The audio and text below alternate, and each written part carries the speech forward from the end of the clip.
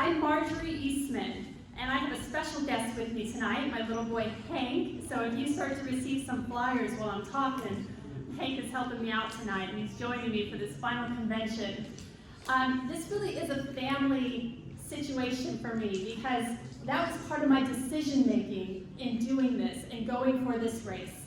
And so let me rewind and start with, I am a combat veteran. I'm also a military spouse, I'm a business leader, and I'm a mom. I served 2 combat tours. The first one, I was activated out of Fort Bragg, it was with JSOC. The second, I was a commander on the ground in Afghanistan during the rough surge years. My husband, I met him here at Fort Bragg, 20 years, and he did 17 combat deployments. Talk about wow, right? So as a military family member, I see you, I know what you go through. And I'm a pro-life mom, and we have 1 more combat tour in our family. My little boy beat cancer at 6 months old. That's my greatest blessing. So my life really, it all came and it all began for me 20 years ago. 20 years ago, when our country was attacked on 9/11, that's when I looked in the mirror and I said, how do I help? Because no one does that to my country. And that's when I put our nation's uniform on. You fast forward 20 years to last August with Biden's reckless withdrawal from Afghanistan. And that was my tipping point. It was that straw that broke the camel's back to all the crises that we're surrounded with. And I had that same moment, that second 9/11 moment in my life, when I said, how do I help?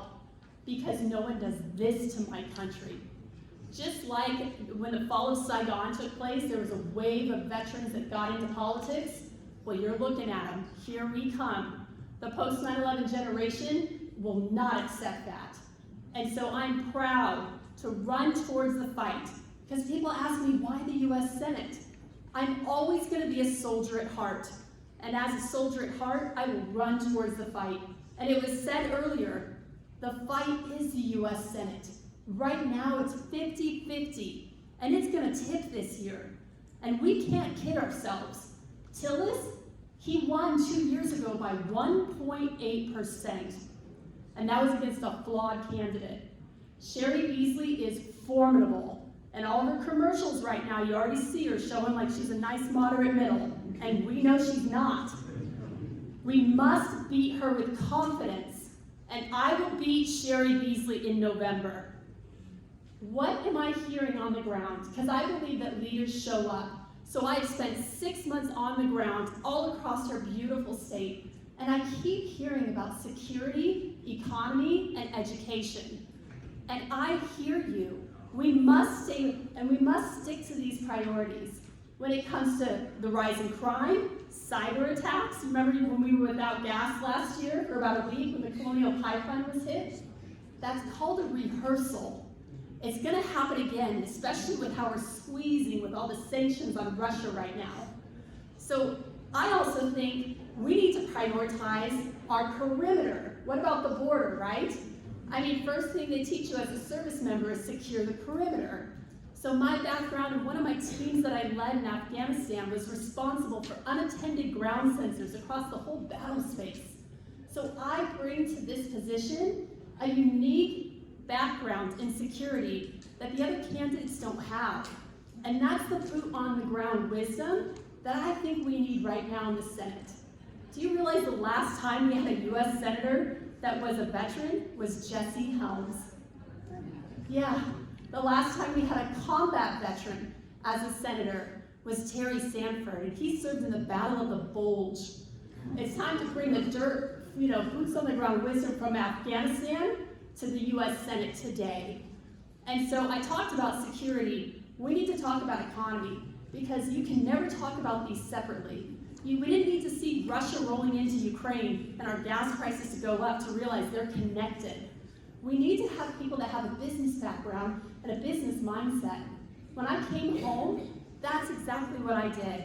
I went to business school at Vanderbilt, and I've been helping veterans and their spouses grow and scale businesses ever since I came home. So my background in the economy is something that I bring that's unique as well. But that third thing that I said Education, as I look at that little boy right there, I'll make my closing with that.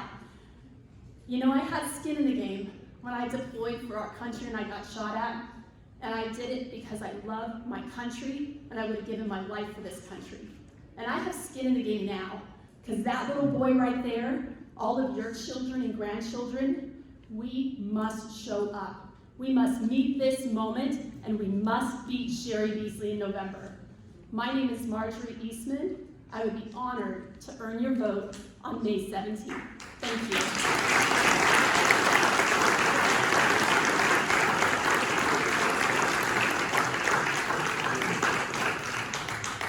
Hello everyone, my name is Deborah Chobo. I am a Congolese American citizen. I was born in the Democratic Republic of Congo. I came here in 2000. My father is a pastor. He did missionary work in the Congo. He built 13 churches, and God sent him here as a missionary to America. And that's how our family came 3 years after. And so he built a church in Maryland where I served as a worship leader and a youth leader.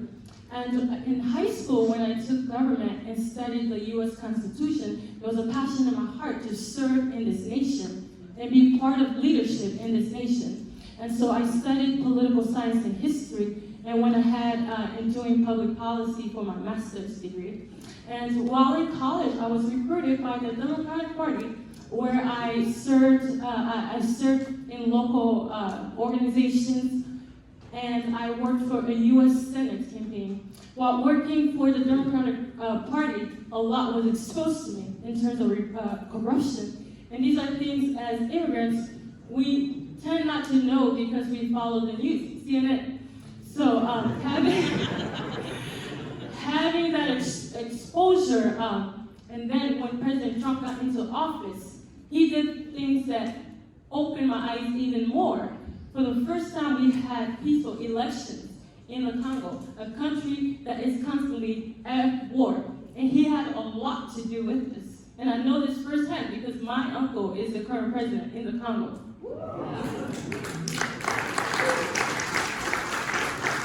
And so these are things that people are not aware of. He was one to stand for peace, not just in the Congo, but countries where I was directly involved through the United Nations, El Salvador, in different countries like that.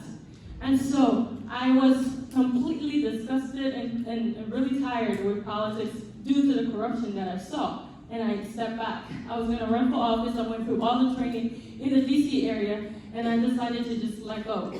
But during this time, the Lord spoke to me and told me to just, seek Him deeper, surrender. And for 2 years, I was praying and just seeking Him, seeking His heart for the nation. How do I stand for this nation? How do I stand for my generation? Because I saw a gap, and there was no bridge in between to help people from my generation to step into positions of leadership. And so as I was seeking the Lord for what to do, last year He spoke to me to run for this very office, and that's why I'm here. And so the things that He placed on my heart for this nation, for North Carolina, one is unity. And He said, a nation divided against itself cannot stand. And being from the Congo, I've seen how divisiveness has kept the country from development. We tend to blame other countries and other people for the problems that are in that country. But the key problem starts with people, not desires to come together to work for the betterment of their nation. And I'm seeing the same threats right now with this unity. And it's being led by the demonic agenda of the Democratic Party. And it's time for us to stand and speak against those things and expose the corruption that is happening right now. Second thing is national security.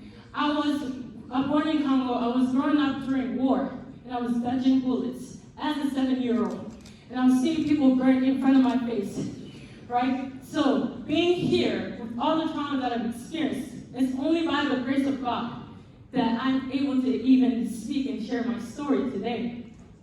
And so I'm standing for protecting our borders. I'm standing for legal immigration. I came here as a legal immigrant. I'm standing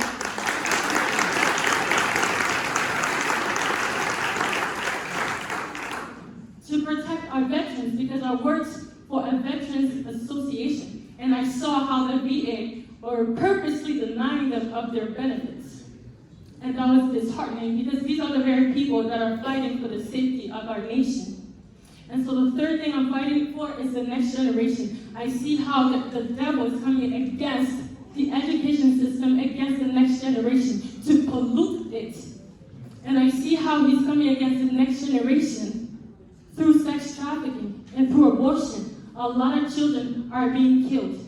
And I desire to be a voice to say enough is enough. This is not a physical warfare, it's a spiritual warfare.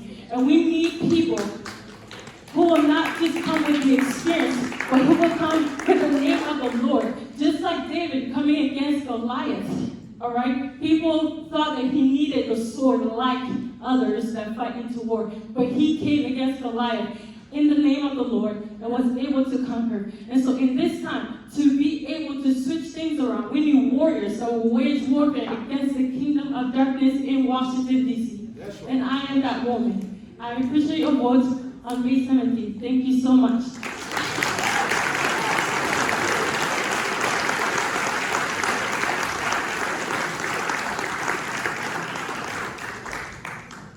Well, good afternoon. My name is Kenneth Harper. I am originally from High Point, North Carolina, Guilford County. I currently reside in Randolph County. And truly, this has been an amazing last 15 months as we've traveled all around North Carolina, meeting different constituents, shaking their hands, and listening to their concerns. Truly, we are at a situation in our country where we are in a crisis. We are at a crisis where we need leaders who are truly going to stand for our Constitution and who are going to stand for what is right.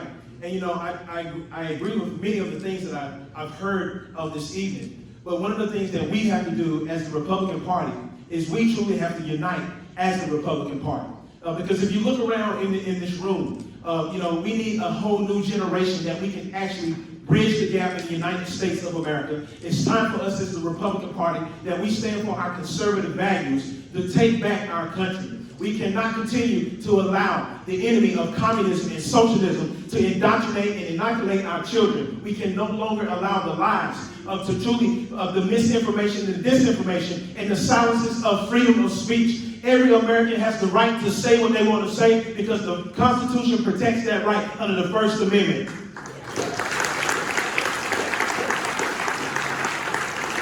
Ladies and gentlemen, I would say, I may not have PAC dollars. I don't have TV commercials. I don't have a comfy coach bus. I may not have clout with the conservative elites. I don't have political experience or a political pedigree. Matter of fact, I may not be featured on MSNBC or Fox News. But what I do have is I have a voice to fight for the sovereignty. I have a voice to fight for the great United States of America, to protect our constitutional freedoms, a voice to fight to protect the posterity of our future. And I have a heart of fire that will put out the evils of this time. What I do have is courage to root out the communist ideology within our country. We, the Republicans, we must recall the words of Abraham Lincoln when he said, "I may walk slowly, but I do not walk backward." My fellow Americans, we must charge the reinstitution of our principles of life, liberty, and the pursuit of happiness. It's time out for plastic polyurethane politicians who are patting their pocket and using political propaganda against the people of North Carolina. We need individuals who are going to stand up and do what's right.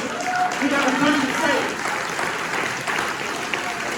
We need people that when they get to Washington, D.C., that they don't forget about you in all 100 counties, all over this state. Matter of fact, I was just in New Bern last week with the 35th Regiment, which was the first African American regiment of the Union soldiers. And when I really learned the history of New Bern, when I understand that the Republican Party was the party that passed the 13th, the 14th, and the 15th Amendment, the Republican Party is the party that represents freedom. It's the Republican Party that's going to save the United States of America. We must stand up as men and women of God, and we have to put racism to the side, and we have to lock hands and lock arms and fight for the prosperity of our country. We cannot allow these evil people who truly want to take us down the socialism and communism road and destroy our great Constitution and destroy this great country that says, "In God we trust." Every single dollar that you have in your pocket says, "In God we trust." We've taken God out of the schools. We've taken God out of the churches. We've taken him out of the government. And until this land gets rededicated back to God, we won't have a country. And we have to stand, and we must do it now. So on May 17, vote for Ken Harper. I'm the man, I'm trying to tell you. The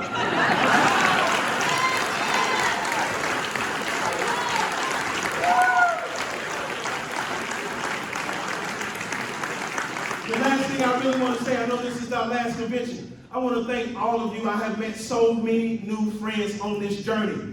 I want all the candidates to know, may God's will be done. I'm truly praying for all of us. And at the end of the day, after May 17th, all of us have to lock arms and hold hands because we cannot stand anymore for the Democrats, centralization, inoculation, indoctrination. We must come together as one team, as one party. God bless you, and God bless the United States of America.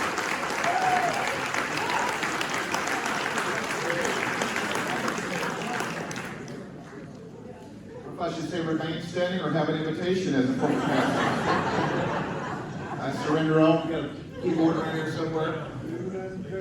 Soon, very soon. I like that. I'm Mark Walker, and I am running for the United States Senate. A little bit about my background. Thank you. And all these signs welcoming me to Moore County. Thank you guys for all the hard work out there. We're glad to be here. I see a couple counties that we've represented in the U.S. Congress, Lee and Chatham County. For those that don't know me, a little bit about my background. I came to North Carolina in 1991. I had $600 in my pocket. I began to work in business and finance. And then I did something that I promised, I actually swore I would never do, and that would be to follow my daddy's footsteps as a Baptist pastor, okay? I wanted you to handle your junk, I would handle mine, we'd be good to go from there. But God led us in that for 16 years. A pastor, started with Dr. Gary Chapman, who wrote the 5 love languages. I don't know if you saw this week, 200 pastors across the state of North Carolina came out on Tuesday and publicly endorsed me for the United States Senate. 16 years, about 8.5 years ago, I began to grow burdened about this country. And I never will forget watching the Barack Obama-Mitt Romney election. That's back when we thought Mitt Romney was a Republican. Sorry, I just had to work that in there. I walked down the hallway to my wife's living room, bedroom. She was working back there. And I kind of held my shoulders back. I said, babe, you know how you do, guys? I'm running for the United States Congress. Put my hand in my pocket. Now, some of you are married to smart women who ask good questions that we guys don't know the answer to, right? She said, do you know anybody in Raleigh, much less Washington, D.C.? I said, no, I probably should. And she said, you know, we're a couple preachers' kids as well. And I said, I get it, but we took a step of faith. Long story short, we got past the primary, the runoff, and the general election. I got to Congress. Second week I was there, my chief of staff brings me this newspaper article. He says, boss, I don't know how to tell you this.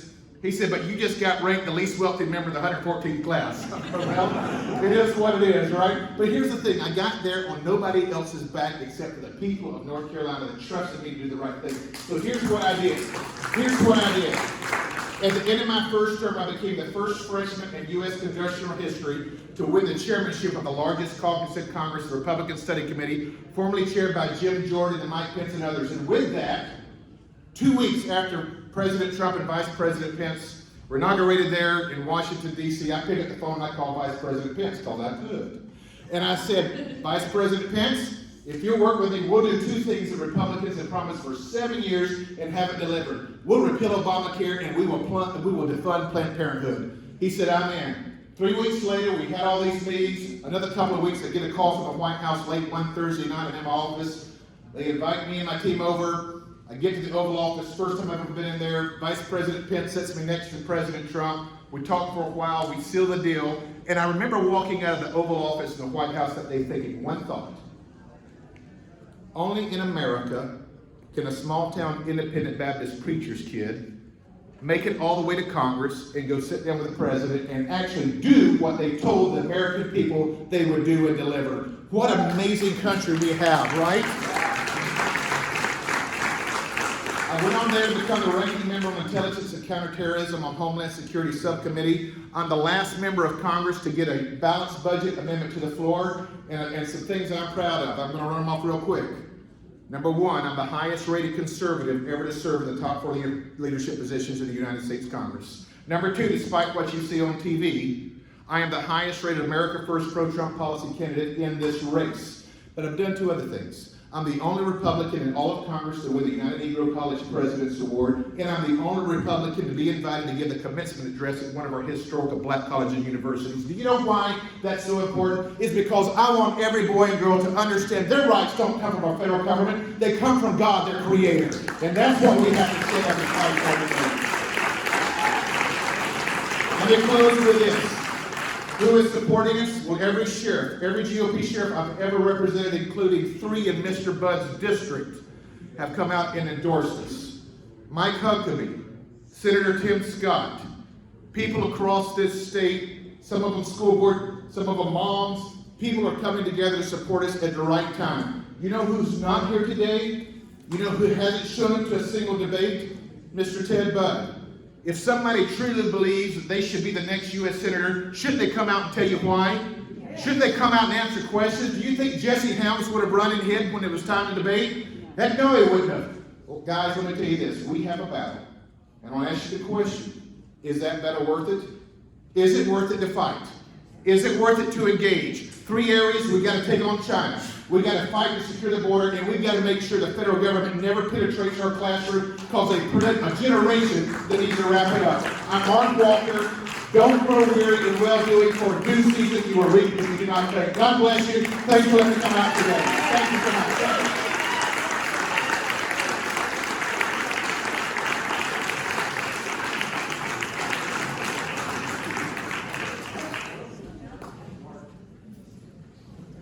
Give a round for Mark Walker. Give a round for the 13 other candidates who show up.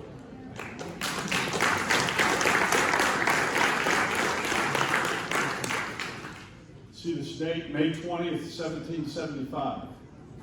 Y'all didn't even notice that. It means something. That was when some very courageous people, at risking their life, signed the first Declaration of Independence of the United States of America on the corner of Trade and Tryon Street in Charlotte, North Carolina.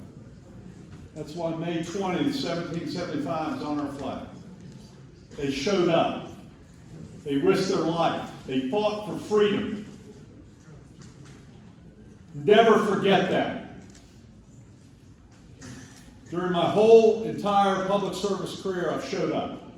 I ran for mayor of Charlotte and city council of Charlotte because there was crime rampant. We were averaging 125 murders a year in Charlotte. The Crips and the Bloods and heroin and cocaine were taking over our city. And I said, enough. I'm going to run for the Charlotte City Council and I'm going to focus on crime. And then I ran for mayor. When I left the mayor's office, the murder rate was reduced from 140 a year, 140 people being murdered a year, to less than 35. Because I got tough on crime. Remember the good old days when we were tough on crime? Well, we need those good old days in Washington, D.C. right now. I'm a conservative who believes you fight crime and support the police.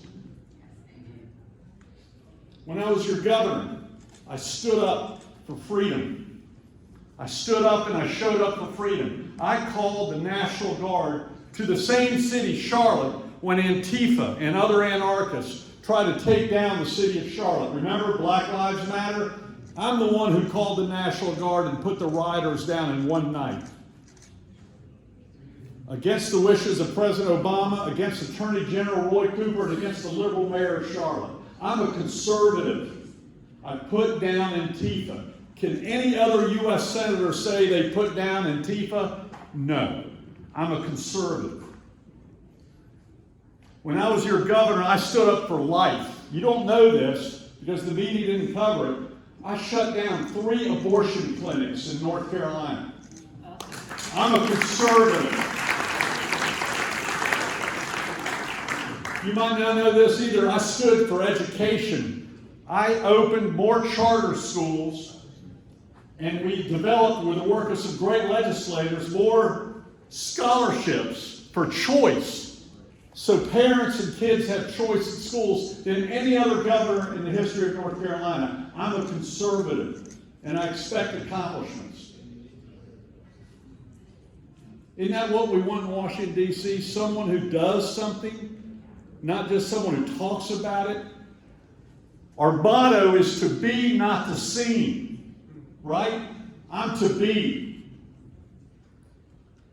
That's exactly what we need right now. I'm a conservative who had initiated the largest tax decrease in the history of North Carolina. I lowered your income tax with the help of my legislature. We all got in the room in the old state capitol building. I served them bologna sandwiches. Wasn't that appropriate? And we got it done. I'm a conservative who, when North Carolina in the year 2013, we had the highest unemployment rate, almost the fourth highest unemployment rate in the nation when I became governor. Guess what I did? I reduced unemployment compensation. No other governor had ever done that. I reduced it to what Tennessee, Virginia, and South Carolina were paying, and I paid off a $2.2 billion debt that we owed the federal government that I inherited. Guess what happened? All the liberal protesters came. Reverend Barber, remember them? Do you remember me? Thousands of liberal protesters went after me. First month, no movement. Second month, no movement in unemployment. Third month, because I reduced the unemployment, which made people go back to work, we had the largest drop in unemployment in the United States of America. The Carolina comeback. That is a conservative. I turned deficits into surpluses when I left the governor's office. That is a conservative. I could go on and on and on. I stood up for freedom because they're my role models. May 20th, 1775. Do not let this election be stolen by a pro-China group called the Club for Growth, or as Donald Trump calls it now, the Club for Chinese Growth. They're the ones throwing the ads. $14 million of ads against me, calling me not a conservative. They are lying, they are deceitful, and we cannot let them win. Because anyone who lies to get elected will lie once they're elected. I love you.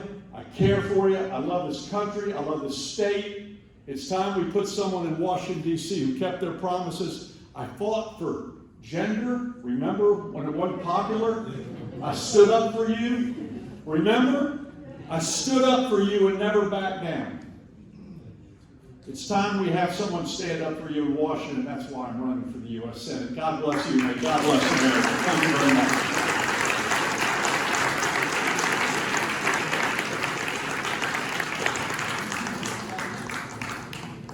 Thank you.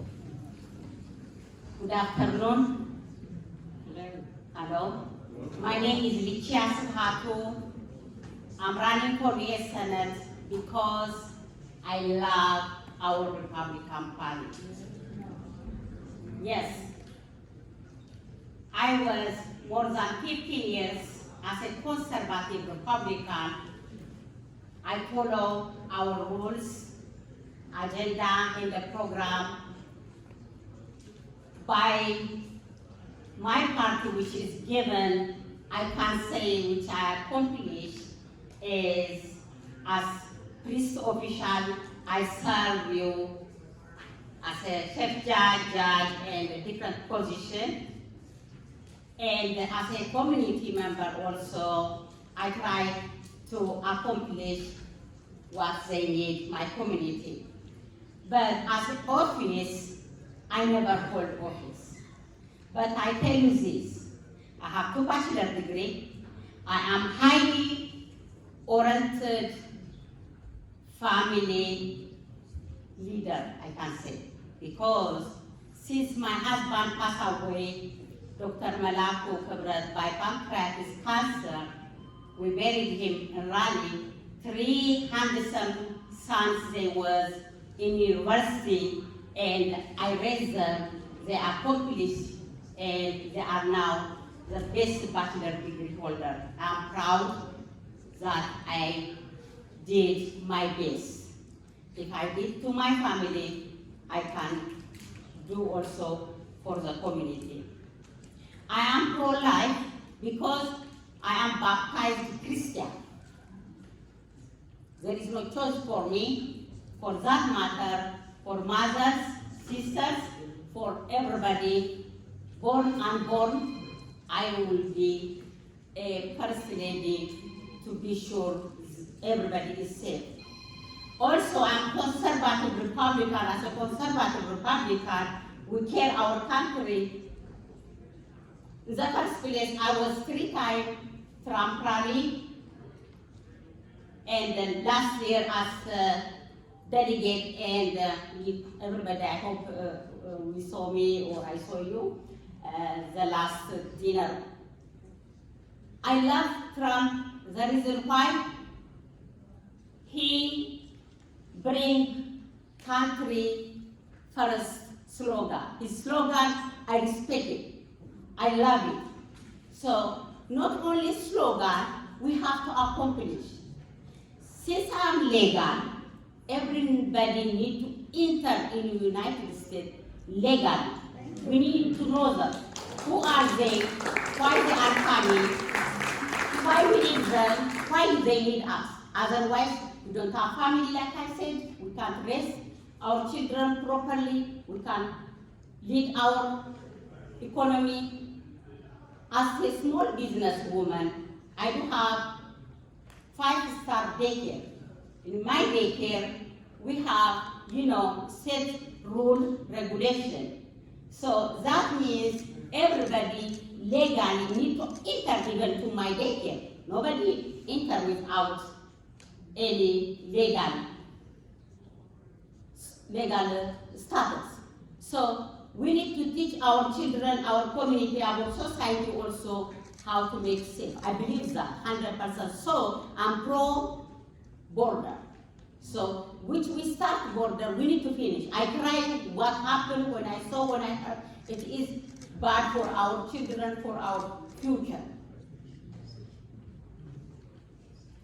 Also, I believe based on my bachelor degrees, based on my education, I can hold as internal, external diplomacy woman.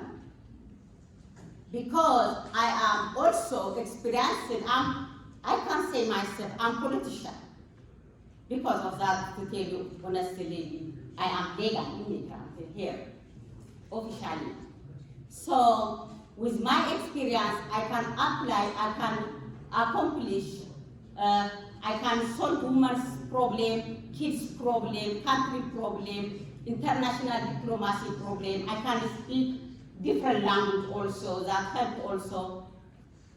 Also, we know more than 40 million legal immigrants we have here who can vote.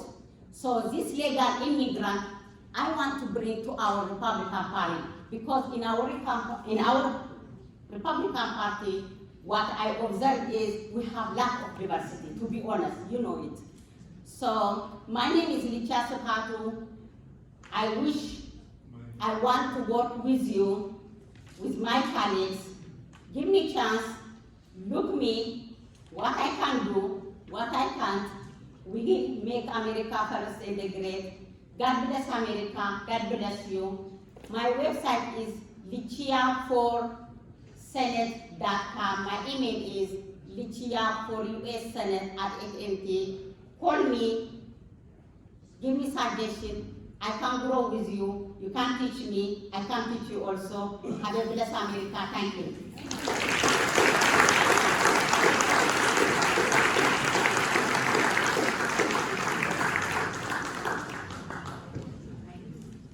Good evening, everyone. My name is Jen Van Wert, and I'm running for United States Senate. I won't belabor this. I'll go about 3.5 minutes, and I'll yield it back to the floor, okay? So it's good to know platforms and issues, but inevitably there's going to come a time when any leader that you elect is going to make a decision that you don't agree with. And when that time comes, it's absolutely critical that you can still trust them to do a good job for North Carolina, to do a good job for the country, and to have the best intent at heart. For a United States Senator, the way that you do that is based on their experience, vision, and grit. First, experience. I have 25 years of federal experience with policy and budget. That is more than any other U.S. Senate candidate in North Carolina. I have experience in the executive branch, and I have experience in the legislative branch. I started out working for Newt Gingrich's Congress as a staffer. I worked on Senator Bob Dole's presidential campaign, and then I went and did 20 years in the Department of Defense, working for intelligence. I have 3 advanced degrees in international relations, which is well suiting me to fill the role that a senator plays in advising the president on international matters, in particular treaties and agreements. And Senator Burr, who's outgoing, is the chairman of the SISI, the Senate Select Committee on Intelligence. I have 20 years of intelligence experience. I think it has served North Carolina well that Senator Burr has been able to have access to all of that information, both for international decision-making and domestic decision-making, and I would be most well-suited to step into that position. Next is vision. You must have experience to develop a vision that represents the ideas and the goals and the ideals of North Carolinians. Even more important, you must make it a shared vision, because Congress is a team sport, and you're not going anywhere by yourself. If you need to understand why it's so important to have a shared vision, you can look at this year's session of Congress. We thought we were getting a Republican president. We thought we were getting a Republican majority. Unfortunately, we got neither. When we got neither, we had an inability to shift our goals and objectives so that we could still deliver for North Carolinians and Americans.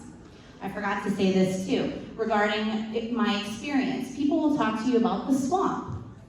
But if you want to understand what experience can do for you, you can go up on my website or my social media. 14 months ago, I was blogging about the warning signs of incredibly high inflation. I was talking about the importance of a holistic immigration strategy, and perhaps most importantly, preserving states' rights on issues like education. That is how we get school choice. That is how we get the social and political agendas that are sent here by the Department of Education in Washington out of our schools for good.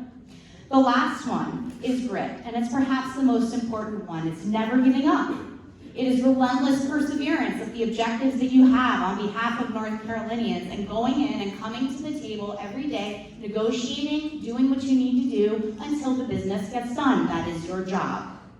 The last thing that I will say is I believe the candidates run the way that they live, and the way that they live is the way that they're going to serve you. So I am not taking any PAC money, I'm not taking any donations, and I'm also respectfully declining pre-primary endorsements, because I want North Carolinians to decide who they vote for free.